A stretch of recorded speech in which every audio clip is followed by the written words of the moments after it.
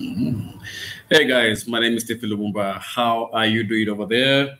Welcome to my channel, Safari Lingo. This is a channel that I'm setting up um, as an avenue through which I'll be delivering to you tutorials on Swahili culture and Safari languages, targeting people who like to travel to East Africa as tourists, especially around the times when countries like Europe and America and some parts of the Far East have very cold weather. We have the good fortune of having very sunny conditions here pretty much throughout the year. We could say that in 365 days in a year, we have the sun here overhead at least 280 days in a year. And the average temperature is here, average what, 26, 27, sometimes 25 degrees Celsius. So our weather here is quite good. Now, the reason why I'm setting up this channel, a lot of people coming to visit Kenya, Tanzania, Zanzibar, coming to enjoy our beaches here, find it necessary to learn a bit of Swahili, especially while they're already here. And it's a wonderful thing. My intention now is to take that a notch higher, to say that over and above have been able to order a beer in Swahili, ask your way around in Swahili, over and above being able to ask for directions, engage in light banter in Swahili. It's also really cool if a tourist coming to East Africa can also learn a bit of the culture beforehand, know how some words are used and why they're used the way they're used in Swahili, especially because tourists coming here learn the standard Swahili. Okay. So you'll be taught the same Swahili that kids are taught in school, the textbook Swahili. And that is not really how we speak in the streets. Okay. I'll give you an example. In a country like Kenya, we have two national languages. We have Swahili and we have English. So those are two national languages. You go to Tanzania, Swahili is the national language, but they also use English. If you go to a country like an island like Zanzibar, Swahili is the only language they use there as their national language. Now, there is that which we learn in school on a mandatory basis as the Swahili that is examined, okay, which is the standard Swahili. And then there's that which we speak in the streets, okay, which is a mixture of urban Swahili. You have slang, okay. Sometimes we mix it with our native languages here, so that even if you go to the streets of Dar es Salaam, and people speak predominantly Swahili, and you try to engage them in the very standard Swahili, you find that their responses to you, or their response to you is in a version of Swahili that is mixed, and not the standard one that tourists will have learned or gained or will be using as their lingo as they navigate this area. And so I thought it would be really cool to, number one, present to you, particularly if you're new to Swahili, present to you the standard Swahili, but also present to you the urban lingo, show you the differences, so that when you're walking around and you've learned a bit of Swahili, you don't come across as someone who's just learned it when they landed here.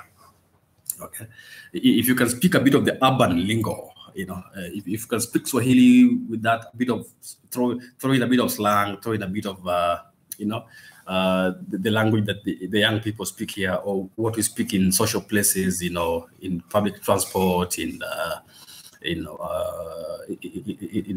parties, among friends, the way people talk here.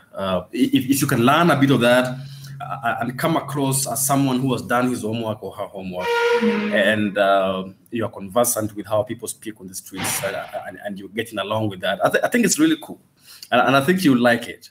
And so in this intro, I just need to introduce myself. My name is Stephen Lumumba, a Kenyan, born and bred, a fluent Swahili speaker, as a matter of fact, a native Swahili speaker. And I'm multilingual. I speak English, I speak Swahili, I speak my native language, Luo, because I come from Western Kenya. I speak Kikuyu. I understand a bit of other native languages here and there. So I could say comfortably I am familiar with 4 languages.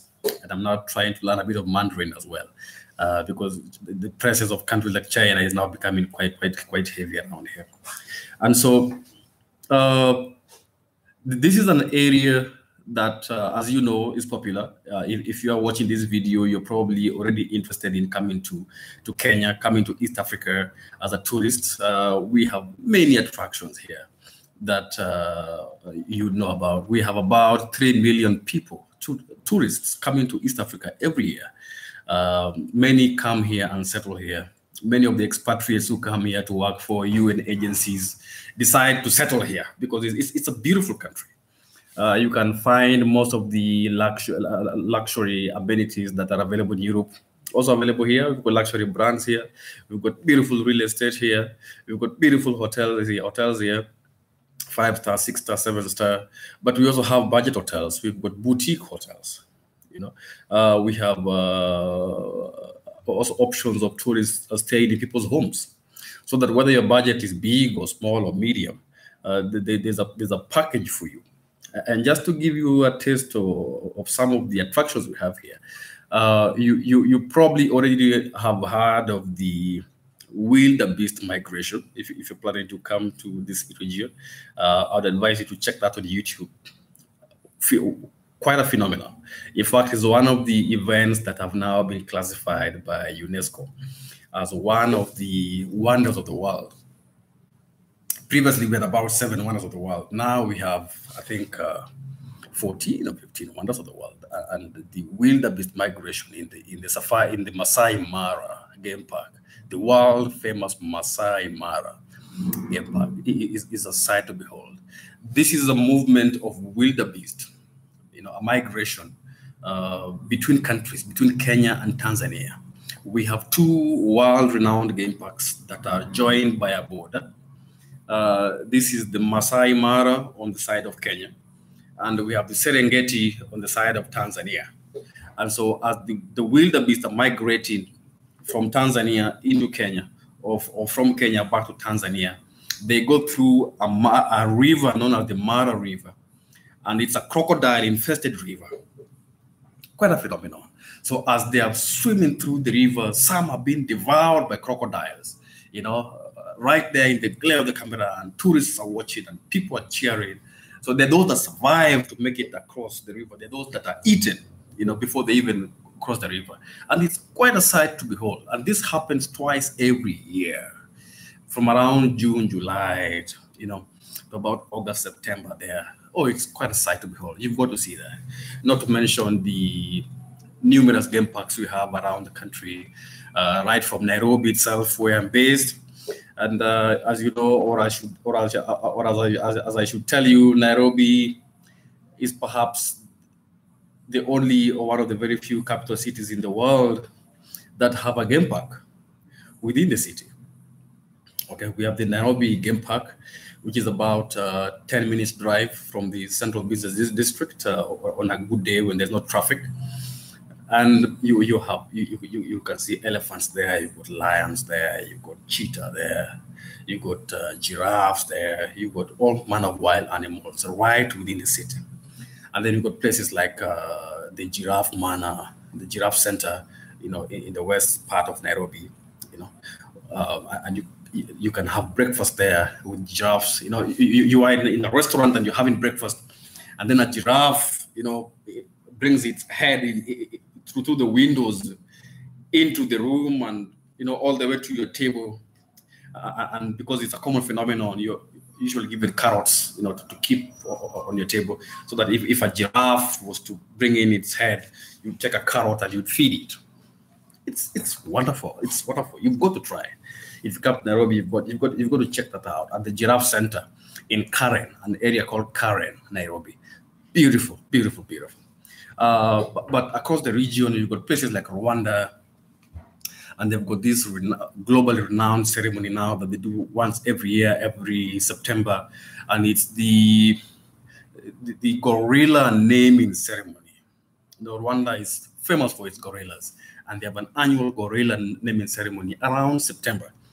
This being for the 1st of June, if you intend to be in this region around September, and you can make your way to Rwanda in time for the 2018 gorilla naming ceremony, that would be great. That would just be great. You love it. Not to mention our beautiful beaches. In Mombasa, you've got beautiful beaches in Dar es Salaam. You've got beautiful beaches in Zanzibar. Beautiful, beautiful place. So that when your friends are in Europe and they're dying in the cold, you could be over here, basking in the sun, enjoying the warm hospitality of the Kenyan people. And I think you will have quite a blast. And so over here, my job, my whole occupation on this channel would be to present to you the standard Kiswahili and to present to you the street language, so that you can see the difference between the two and how they are applied at any given point, so that when you walk around, you say hi in our normal urban lingo, not the normal jambo. For instance, most tourists coming to East Africa only know jambo, so that if you're saying hello to somebody, you say, hey, jambo, habari yako, that is the normal Swahili greeting. But when you say that, everybody already knows you're a tourist. Right there and then, everybody knows that's a tourist, okay? And you don't want that. There are foreigners who've come here, and they've taken a week or two, and they've learned the standard Kiswahili, but they've also learned the street language, and now they speak the street language, the urban Kiswahili.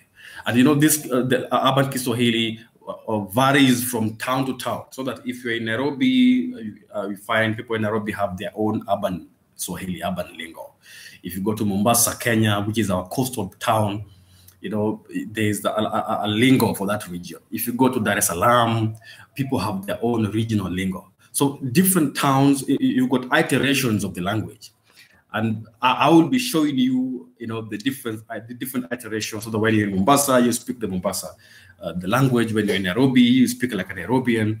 When you're in Dar es Salaam, you speak like a normal Tanzanian. When you are in Zanzibar, you speak like a local Zanzibari. And you are conscious of the cultural aspects around the language and how it's used, and the connotations and the inferences, and the insinuations around, so that when you have a nuanced understanding of the language and how it's applied and how you can best use it, what's appropriate to say, what's not appropriate to say. Some things are appropriate to say in Nairobi and they're not appropriate to say in Mombasa. For instance, there's this Swahili word for friend. Okay, so this standard Kiswahili says rafiki. Okay, so when I say rafiki, I mean my friend. Okay, but if you go to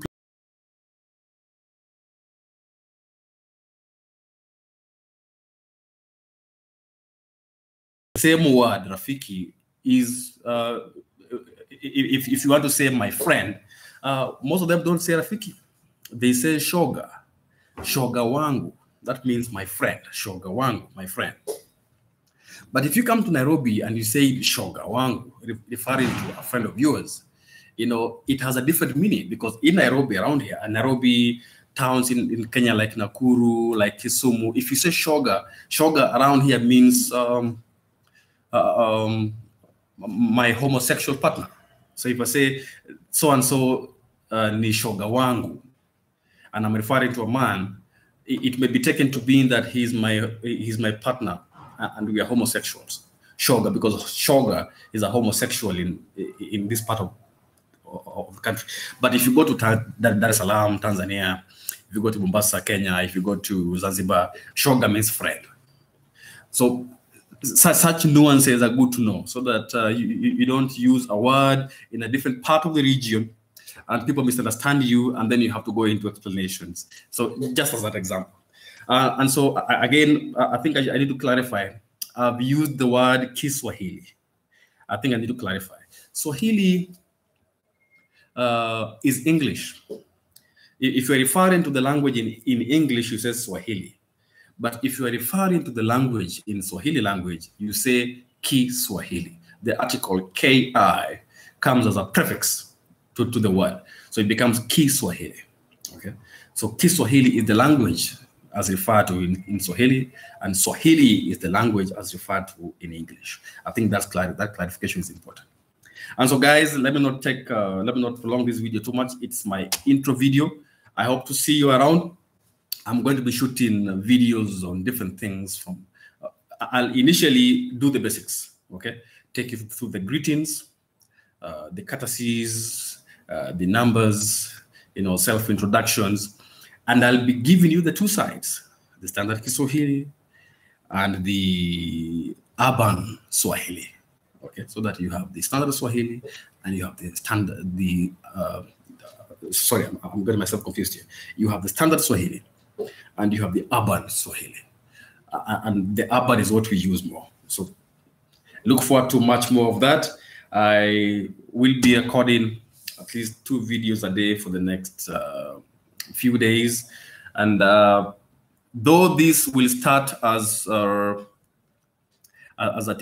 service that is purely doing tutorials on culture and Safari languages for tourists coming to East Africa, what I intend is that over time, I will also go into destination reviews, so that if I'm talking to you about Mombasa languages, I go to Mombasa and I do a session with a Mombasa local, and we do a role play for you to see.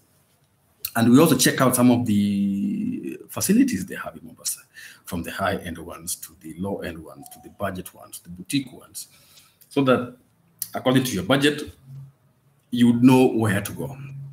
Of course, we have reviews that are available on some sites online, but I think it would be good to walk into some of these establishments with a camera and you check out the places and you talk to the management and you go around. If there are people who have any reviews, you interview them and they talk on video, and we put it on this channel so that you are acquainted and you're properly educated before you travel to East Africa for your safari.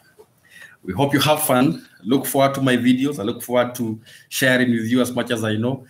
Feel free to engage me. Feel free to ask me questions. If there's an aspect of Swahili that you are having challenges with, please put it in the comments below.